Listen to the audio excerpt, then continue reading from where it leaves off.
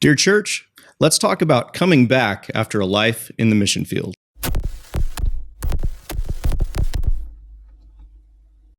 Hello and welcome to the Dear Church podcast. My name is Sam Dominguez, once again filling in for Chris McCurley. Today I'm joined by my dear friend Larry Sullivan, who is the preaching minister at the Baker Heights Church of Christ here in Abilene, Texas. But you spent the bulk of your ministry overseas. Thank you, Larry, for joining us. We did. Thank you so much for the opportunity. This is great. I'm always excited to talk about ministry, especially in the European context. Just want me to tell you a little bit about what happened, or do you want to? Well, I mean, you and I have only known each other for a handful of years now. We met a few years ago when I was a member at Baker Heights, but our family connection goes back significantly further than that. Significantly. We didn't realize it at the time, but our families have known each other for almost 40 years now. Probably longer than that, yeah. But during that time period, of course, you were not here in the United States, but you've been a minister for almost that entire time, right? About 40 years, yeah. So how did you get into ministry? What prompted that? I know your father was a teacher at the School of Evangelism. He did a whole lot of preaching and teaching during his lifetime. What prompted you to go down that path? Well, I grew up in a preacher's family, like you said, and I decided early on that was not for me. I was not going to be a preacher. I think you know what I'm talking about there, probably. But the more I saw the need, and when I saw the need firsthand, going on campaigns and things like that to Europe, I realized this is where I need to be, and felt that call, not only from the people there, but also it was obvious that the Lord wanted us to be there. Okay, so you went on trips or something with school? Was this back in college? When we were at Lubbock Christian, I took a campaign trip with Jack Nadeau, who had been a long-time missionary to Germany after World War II. And I traveled there with him, and later with Jack McKinney, and just felt like we fit in there. And that was, and then some of those people from different congregations in Europe and Germany and Switzerland asked us to consider coming back. So what kind of need did you particularly see? I mean, I know when we think about the mission field, we picture the biblical context, the fields white for the harvest, people who've never heard of the church, and we get all excited about this idea of bringing the word to somewhere where it's never been. But that's not typically what we think of when we think of Europe. Really isn't. And the first 2 years, 85 to 87, we went for the first time in 85 to join a church plant in Basel, Switzerland. We were there for 2 years, and of course we're working to reach, well, what can I say, people that have grown up in a church situation. Of course, Europe has been inundated by religion for millennia. But when we moved to Chemnitz in 1992, it was a completely different story. We actually met people who had never heard of Jesus, did not know what the Bible was. So it was a completely different world. Now, where is that, particularly in Germany, geographic-wise? Yeah, Chemnitz is in the former East Bloc. Right. It's about 2.5, 3 hours south of Berlin, an hour south of Leipzig. So you're talking about starting a mission field that had just recently or was about to come out of communist control and atheism. I mean, that's a particularly difficult situation to come into. It was in some ways, Sam, but I felt it was a little bit refreshing because those people didn't carry the baggage that a lot of people did in Western Germany and in Switzerland and Austria. They were open to us as Americans, and they were open to hearing what we had to say. And sometimes there was a little seed planted by grandparents or great-grandparents, and it grew. It grew. So what was it like starting off that ministry? I mean, was that truly your first ministry job? No, I had worked, of course, in Basel, Switzerland. We were there for 2 years, and I did the preaching and then evangelism, and then we were in Alamogordo, New Mexico for 4 years in between. In 1992, by then the wall had fallen, and we moved to Chemnitz at the invitation of some of the other native missionaries there. So we'd been involved in ministry for a while. So you had a few years under your belt, but nothing terribly long term. And certainly nothing of that context. Nothing to prepare for that kind of context. No. Well, what were the unique challenges that you faced going into there? Well, of course, the language is the biggest challenge. Right. But we had already had German from working in Switzerland, and that increased, our ability increased every year. Dealing with atheism, I think, was a big one. People who had, we determined and kind of made a statistic that probably 45 to 50% of all the people we dealt with were atheists. That was a result of that communist system for 40-some years. So was that, for lack of a better word, a similar type of atheism as to what we would experience here in America? Or was it an atheism of choice? Was it an atheism of indifference? It was an indoctrinated atheism, but after that first generation was grown up and gone, that next generation came, the younger one, and it was just part of life, being an atheist. It was taught in the schools. It was pressed on them by the communist government, and it was just expected. So what kind of challenges did you face? I mean, that can't be an easy circumstance as a young minister with a young family. And did you have to travel around a lot? Were you localized into one congregation? Did you have a congregation to start off into? We really didn't. When we moved there was a congregation about 25 miles from us. And there were, in the big city of Chemnitz, about a quarter of a million people.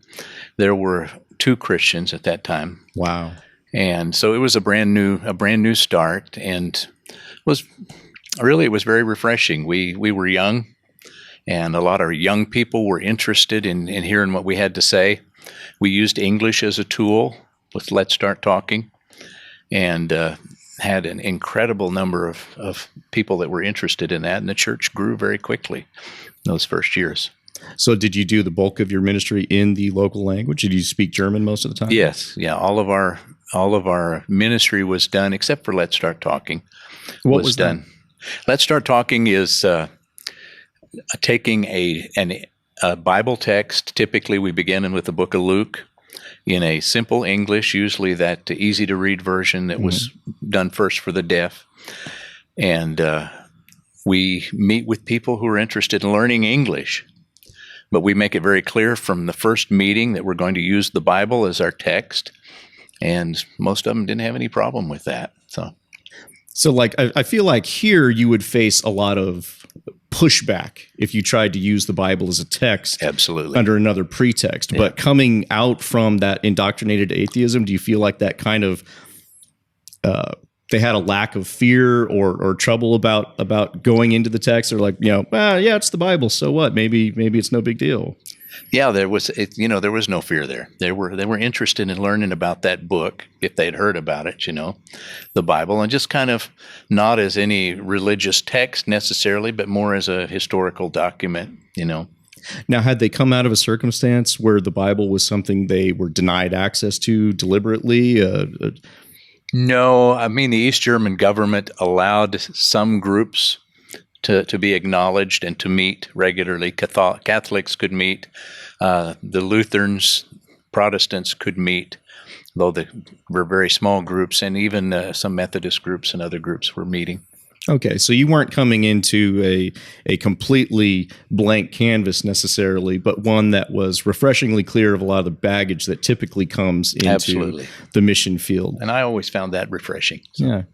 So in a lot of mission fields, what is particularly difficult is the finances. There are a lot of mission fields to where kind of the foot in the door is being able to help people with their needs, with food or with clothing, different things like that, helping people who are in dire financial situations and physical situations. But then it becomes difficult to move past that into a truly spiritual growth scenario that you're trying to reach. Was something like that present there? How much did money impact your ability to minister?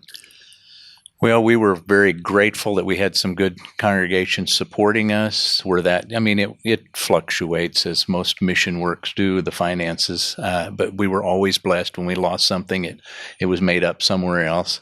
And so that was really never a huge problem with us. Plus, my wife Pam was able to teach English, train English teachers in the German school system, and that brought in a little bit of extra income. So, was it difficult to? Did you find a lot of people who were attracted to the church because they saw it as a means to an end, or was it primarily an intellectual pursuit for people? Both. A lot of young people looked at it as a way to be around American young people and to learn English. But some of our initial converts or baptisms came as a result of those relationships, and some of our leaders in the church began that way. So it sounds like to me that kind of mission fields all the world over are pretty much the same. In a lot of ways. Yeah, in a lot of ways. I mean, obviously there's particular needs for particular groups of people, and you have to not tailor the message to them, but you have to understand the group that you're ministering to. But people who need the gospel all need it in the same way, and they're going to respond to it in basically the same way or not respond to it in kind of the same way. Sam, I think the biggest impact that we had on people was when they could see that we had come for the long haul. We weren't there to win them over for their finances, their money, or for any other advantage. We were there to be there for them and there for the long haul. Some of the most moving responses that I got from people over there were, "You wanted to help us. You came here to help us," or "I knew that I could call you when this was a problem." Things like that, and that speaks volumes, I think. Now, when I've talked to you about your time there, it becomes very clear that you have built some very strong relationships with people, but it sounds like that was really the core of the ministry there, that they understood and responded to the fact that you were there because you cared about them as people and that you were forming relationships with them. You weren't, notching baptisms on the belt, so to speak, but you were there to demonstrate to them God's love, but because you loved them too. That's what it was all about. Building relationships, establishing those and building on them and showing them how to do the same. Right. So how long did you end up staying there? 26 years. So that's a pretty long time to be in the field, would you say? Well, I mean, we only came back because of, certain factors that needed to be taken care of. Otherwise, we would still be there. But our ministry, Sam, started with the goal of establishing local leadership, right, and then stepping aside. And we were able to do that in Chemnitz. It took a little while. It took us about 19 years. But to be able to step aside, leave it in the hands of local leaders, and then move on to another work. So, yeah, I mean, the intention should never be to be a permanent fixture in these places. I mean, it's that interesting dynamic, right? You're there for the long haul. You're there to make lifelong, eternal relationships with these people, but at the same time, you're wanting the church there to grow and spiritually flourish on its own. Paul would go and spend a few years sometimes with places or some significant amount of time, but then he would move on to try and spread the gospel elsewhere. But you have to have that mindset going into the ministry, you do. Right?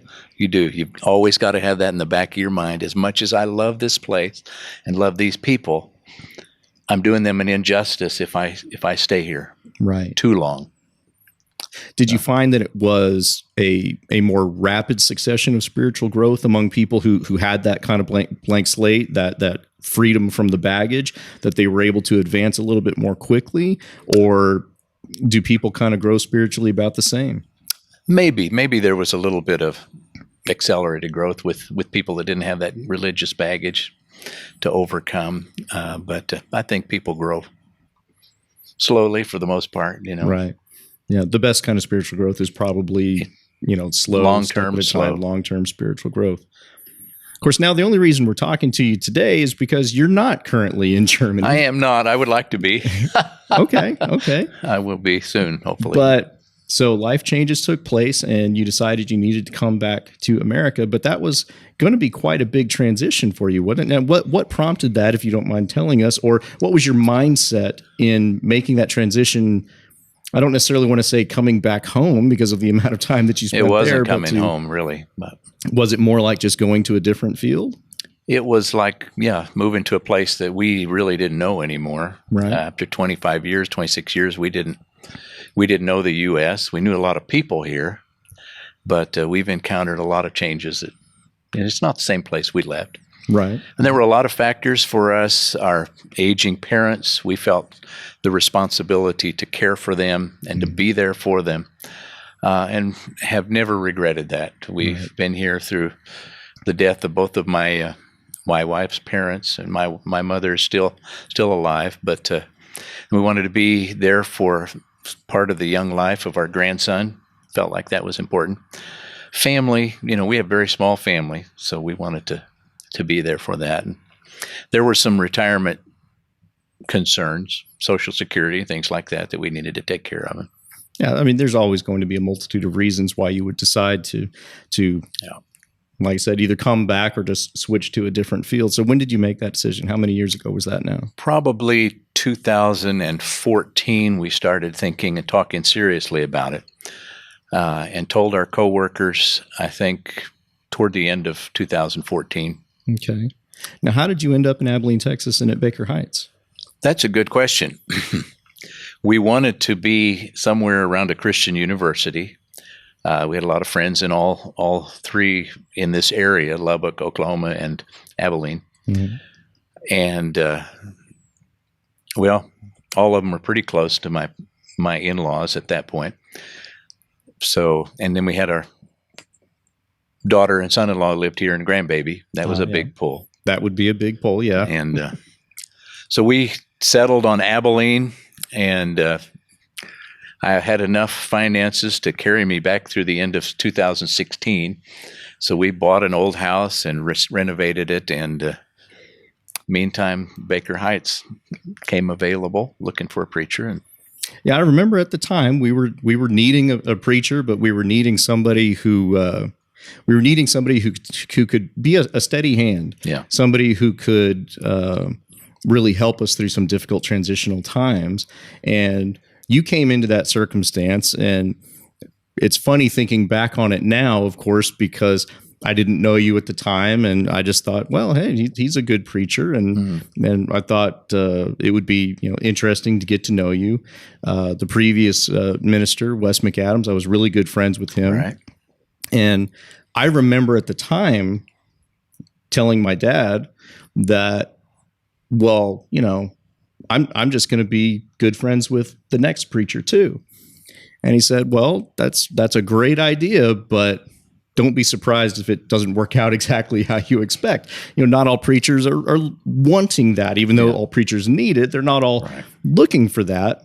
But then, of course, we discovered that we had family connections going back generations. Amazing. That your dad was a co-teacher and co-director of the School of Evangelism with my dad. But we had actually been around each other at Baker Heights for quite a while before we figured that out. Yeah, I still remember the evening of the fellowship where you asked me why I was wearing a Dodgers shirt, and I remember that. We ended up going back and discussing Southern California. That was pretty amazing conversation. But we were able to form that relationship because you came in and you started your ministry at Baker Heights, and you walked into a situation that was going to be a little bit difficult, was going to be a little bit challenging for any minister coming in, but let alone someone coming in who wasn't in the habit of preaching in English. That's still a problem. I mean, I don't want to tell too many stories out of school, but some of my favorite moments of your early preaching time was when you would just spontaneously slip into German and not realize that you had done it. Or when you would have to ask Pam from the pulpit for what the English word was. For I what still do that say. Occasionally. After 5 years almost. It's just ingrained, Yeah. Well, what was that transition like for you as the preacher? I mean, we all got to see it from the other side of the pew, right? What was that like for you coming into that situation? It was quite challenging. I mean, Wes was a very much loved at Baker Heights, and I knew that. And I knew that my coming there was in no way to replace him, but to be who I am, my experience, and I just tried to be comfortable with that and get to know the people as best I could, and I feel like I've done that in a lot of ways. And preaching in English has been a challenge. Preaching twice every Sunday has been a real challenge. Okay. We typically meet in Germany. We'll meet on Sunday morning, and that's it. have a Tuesday night Bible class, or some during the week. But it's been challenging in a lot of logistical ways. But I don't know. I could get into a lot of differences in the way people think here. There's a lot of, I wouldn't call it baggage, but there's a lot of history in the church here. People in this area have grown up in the church, and they expect certain things. Did you feel a little bit at a disadvantage for what people, they were expecting something of you that, your experience wasn't going to be able to provide what they were expecting from you? Well, I don't know if I'd call that a disadvantage. I just came to the realization to, hey, at my age, with my experience, I am who I am, and I'm going to go with that. I'm not going to try to be somebody I'm not. So, well, to me at the time, it seemed like, to use your word, it was very refreshing to have someone come in who had a different point of view, who wasn't used to preaching in America, let alone in the prototypical West Texas congregation, the buckle of the Bible Belt, so to speak, and yet I knew it was going to be challenging for you because you go from a circumstance where people either have very little to no knowledge of Christ or no experience with the church to people who have, well, this is the way it needs to be because that's the way it's always been, and that's the way my granddaddy taught me, and so on and so forth. Yeah. But I thought it was very refreshing that you simply came in with an attitude of, well, let's just go to the text and let's preach the text and let people respond as they will, rather than trying to feed into some particular want that people had. It felt like one of those circumstances where people didn't know what they wanted, and they kind of needed someone who would step in and say, well, this is what I have to give. Do with it what you will. I appreciate you saying that. I really do, because that says a lot about how I feel about preaching. And being away from this mentality for so many years, you look at things differently. You look to the text more. You look to, without that baggage of tradition, hanging on you. You look at the text for what it says. And I just am not afraid to sit down and talk about that kind of stuff, and look at it differently, maybe than we've grown up with. Would you say that it would be beneficial to the church, for lack of a better word, the local church? Of course, we have people around the world who would listen and watch this podcast, but local churches all have their own types of histories and baggages that they start to develop. Would it be beneficial if we started just kind of seeing ourselves as part of a mission work, a different mentality? Because we create this weird distinction in our mind between, well, there's local ministry and then there's mission work ministry. Right. And there's this clear distinction between the two. And the one, the ministry, mission work doesn't count unless you cross water. It doesn't matter if you go to a part of the United States that's right. That's not very unchurched and that kind of thing. We get some weird ideas in our head, and we a lot of times like to think, well, my obligations to my local minister are different than my obligations to someone who's preaching in another place. It's like, well, I throw money at him, but I have to give different support to this guy. It's that our mindset creates a weird distinction between the two. Have you noticed something like that? It does, absolutely. And my biggest recommendation for the churches would be support your ministers. I don't mean just financial. I mean, know them as people. Don't expect them to fulfill your ministry. Help them to, allow them to lead your ministry or to help you function better in your ministry, but don't let them take that away from you. You have responsibilities as well to your world. All of us do. We're gifted, and we need to be using those gifts just like the minister does, the preacher. I remember, I'm not going to remember which minister friend of mine said it, but I've been told that, the minister has obligations. He has certain things he's supposed to be doing, but no more than any of you. What was the response that he had? It's like, should I be going to the hospital to visit people? Yes, but no more than you. Yeah. It's one of those unique situations where in the mission field, for instance, we expect you to go to a place and help nudge them toward taking responsibility, toward stepping into leadership, toward taking ownership of a congregation and recognizing their responsibility, as Paul would say, the debt that he owes to share the gospel to other people. And yet sometimes we'll bring a minister like that back here and say, well, I didn't bring you here to nudge me toward anything. Yeah. You're there to, do this for me. You're here to visit people. You're here to this, you're here to that. But I feel like the church would really benefit from a lot more ministers having the freedom, because I know they're wanting to do this, but having the freedom to nudge people in the same way that you do in the mission field, to try and push people toward that growth. Right. I would consider that a big part of my ministry, trying to help people to move into, fulfilling their particular ministry with the gifts that they have.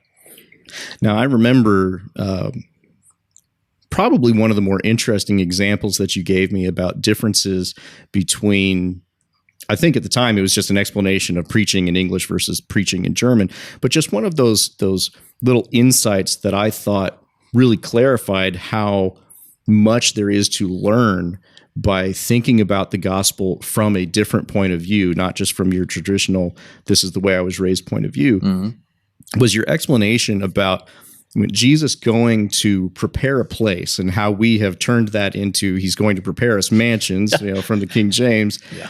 But then your explanation to me was that the word in German evoked something completely different. That's funny you should bring that up, because I just preached on that yesterday I might have morning. known that. You might have known that.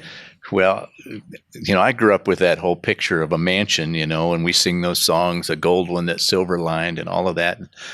When we got to Germany, we were stuck in a 6-story prefab communist-built apartment building, walk up, no elevator. And it was loud and it was dirty and awful. And I just happened to read that text, and it says, I go to prepare a Wohnung, an apartment for you. And I thought, man, I'm going to be right next to Sam. Sam's family is going to be here making all this noise, and that's going to be heaven. But the better translations just say, I go to prepare a place. Right. And no place I'd rather be in God's house. In my mind, that always just created this distinction of a lot of times we just expect people to understand things the way that we traditionally understand them. And I remember seeing videos of someone trying to explain the mnemonic of grace with God's riches at Christ's expense to people speaking another language, and it just didn't really carry across, Yeah. And in that particular instance, you're talking about I go to prepare you an apartment, and you're in this place where that's just a dismal idea. I mean, we all kind of can picture, the typical concrete box of a communist apartment or something like that, and just the paper thin walls and everybody piled on top of each other. And then looking at that and saying, oh, okay, can that communicate something better to me than this idea that God's going to bestow a mansion on me? Yeah. Or, and all of the Western baggage that would bring to it. And of course, what it makes you think is, well, I'm gonna be all up in one place with a whole group of people that I love passionately and dearly, and that have responded to God in the way that I have, and that God has made part of his family. That's almost a more enticing, I won't even say almost, it's a more enticing idea than a typical mansion over the hilltop. It is, to think the creator of the universe is preparing this place for you, right, and for me. That's just mind-boggling. It kind of goes back to that idea of relationship about, what's going to be so great about heaven? Well, it's going to be because that's where God is. Yeah. And the fact that I'm there is going to be all that can be good about heaven. And that's going to be more than enough, more than anything that we could hope for in this life. Absolutely. It's going to be great. So as we think about the differences between, or lack thereof, of being a minister in a foreign field, that foreign field then becoming the domestic field to your mind, and then coming back. What are kind of the things that, as a typical pew sitter, what can we do? What can we think about that will help us understand how to better support ministry? Because my perspective on it has always been that you support ministry and you support ministers. You find someone who is preaching the gospel and you help them in any way that they need help, whether they're the person who is your pulpit minister, who is a secondary minister, who is somewhere else in another town. I have a great number of friends who are ministers all over the world, and I try and support them all the same. It doesn't have to be the guy who's punching a ticket at my particular pulpit, right? But what kind of mindset can we have? What can you help us to understand about supporting ministry that's a bigger picture than just writing a check and sending it to someone? I think more than anything, just try to befriend them, try to understand what their needs are, be interested in their family, be interested in how they're feeling, be interested in their retirement or what their plans are for the future. Keep the checks out of it. I mean, there's nothing more rewarding in a history of our ministry than having people who loved us and supported us come to visit and see firsthand what's going on there, and get involved in that for a little while. That'll change your life. Change your life. It's easy just to, like you said, just to write a check and say, "Well, I've done my mission work." Right. And that's wonderful. We couldn't do it without that. But we need your moral and your prayerful support, and we need to know that you care about what's going on in our lives. Would you say that the church could do more to provide a place for those ministers to come back to when they find that need? Because no one's getting rich in the mission field. Yeah. No one goes there wanting that. But everyone has needs. Everyone's going to have a time in their life where they need to be able to be financially stable. They need to be able to see their family and support their family and these other types of things. But a lot of times we ask people to go far afield, and then we don't really have a welcoming place for them to come back to, or positions and jobs and support to come back to. Do you think that's something that we need to think about a little bit more? I really do. I think it needs to be thought out prayerfully before, if they're coming back for good or if they're just coming back temporarily. Have a place where they can crash, right, without having to worry about organizing that themselves. Have a car, even if it's an old beater. It doesn't matter. Have something that they can drive around in, so they don't have to pay exorbitant rental car fees and things like that. Just little things, Have them invited out, not every meal, but every day or every couple of days, to get to meet with some of the members.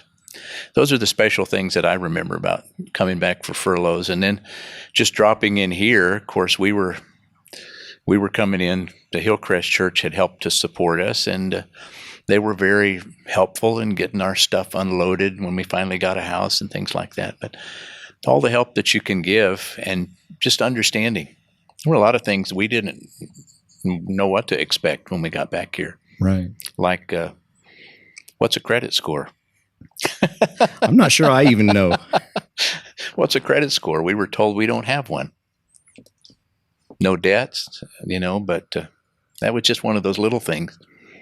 We wanted to buy a house but didn't have a credit score. So, sounds like there's a lot of difficulties that you wouldn't even know what to expect. How could you possibly even assume all of these things? But there's going to be a lot of difficulties for someone who has been in the mission field for a long time to being able to come home. And there's a lot of ways that we can help with that. But almost like with your ministry, no matter where it is, it all starts with relationships. It's about having relationships that extend beyond the weekly or monthly or quarterly newsletter, and that extend beyond your name being on a check or something like that. It's to try and form these lasting, eternal relationships with people who are doing the work of ministry. That's right. Get to know them. Do your best to get to know them. I think that's really key. They suffer the same kind of things that we do. They suffer times of depression, bouts of depression. They suffer loss, their family members, and you can imagine what it's like to be, so far away that there's no way you can visit a dying family member. Right. And if so, it's often too late, but just think it out. put yourself in their shoes. Right. So, Well, Larry, thank you very much for coming onto the podcast today. I know I kind of surprised you with it being a video podcast. I that's might all have right. mentioned that to you earlier. You but may have. I may not have, actually. I'm old. So. But that's okay. I appreciate you coming on. Thank you for your time that you spent in ministry and the fact that it's ongoing. I appreciate very much that you have come back to Abilene, Texas. I know you have been a big help to me. You've been a big spiritual support to me and a good friend. And of course, starting with that, need to make relationships with people, with ministers, and help them. Sometimes you're going to find out that you already had a relationship that you didn't even know about, and it goes back years and generations. That was pretty special. I thank you and appreciate you for coming onto the podcast. Thank you much, Sam. I've enjoyed it. And thank you for joining us today on the Dear Church podcast. As usual, if you have any questions, you can email them to us at rippleoflight.com, and we'll be sure to get back to you. And until then, may the Lord bless you and keep you. Sincerely, Sam and Larry.